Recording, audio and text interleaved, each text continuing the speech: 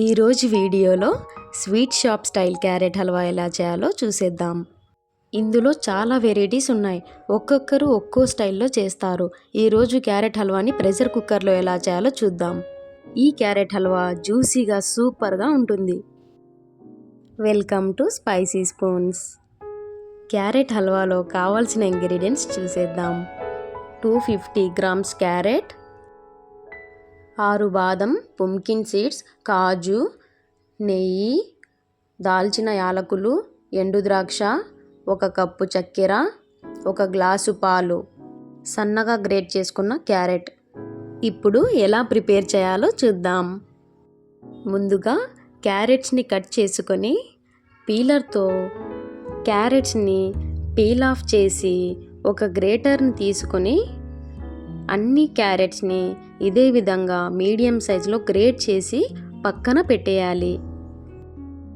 Stove on చేసి ఒక pressure కుక్కర్లో 1 to 2 టేబుల్ స్పూన్స్ నెయ్యిని యాడ్ చేసి నెయ్యి బాగా వేడెక్కాక అందులో ఎండు ద్రాక్ష, కాజు, పుంకిన్ సీడ్స్, బాదంను కూడా యాడ్ చేసి అందులో దంచిన యాలకులను కూడా యాడ్ చేసి బాగా మిక్స్ చేయాలి.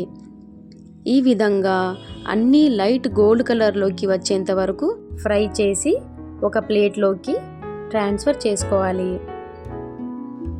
ఇప్పుడు అదే నెయ్యిలో సన్నగా గ్రేట్ చేసుకున్న క్యారెట్ని కూడా యాడ్ చేసి పచ్చి వాసన పోయే వరకు బాగా ఫ్రై చేయాలి.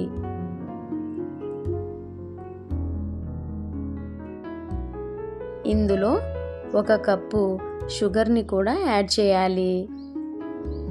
తర్వాత దీన్ని బాగా మిక్స్ చేస్తూ ఇందులో 1 గ్లాసు చిక్కటి పాలని కూడా యాడ్ చేయాలి.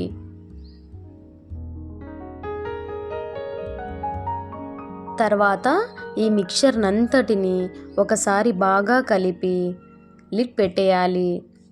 4 to 5 విజిల్స్ వచ్చేంత వరకు దీన్ని బాగా కుక్ చేసి ఆఫ్ చేసేయాలి.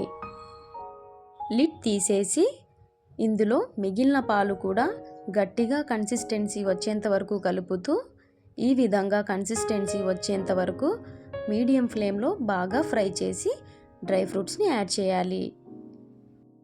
తర్వాత క్యారెట్ హల్వాని సర్వింగ్ ప్లేట్లోకి ట్రాన్స్ఫర్ చేసుకొని దీనిపైన మరిన్ని రోస్టెడ్ డ్రై ఫ్రూట్స్ని యాడ్ చేసుకొని గార్నిష్ చేసుకోవాలి. ఈ క్యారెట్ హల్వాని వేడిగా లేదా చల్లగా కూడా సర్వ్ చేసుకొని తినొచ్చు. ఇన్ని 4 to 5 డేస్ ఎయిర్ టైట్ కంటైనర్లో పెట్టి రీఫ్రిజిరేట్ చేసుకొని స్టోర్ చేసుకోవచ్చు. బయట అయితే 2 to 3 డేస్ స్టోర్ చేసుకోవచ్చు.